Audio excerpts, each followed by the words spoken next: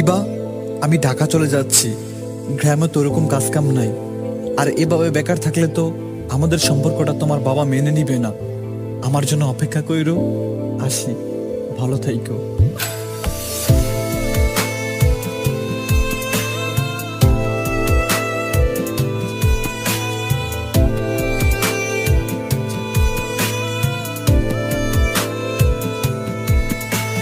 যাইও না গো বন্ধু তুমি আমায় ছাড়িয়া, আমি কেমন করে থাকবো তোমার মায়া ভুলিয়া। যাইও না গো বন্ধু তুমি আমায় ছাড়িয়া,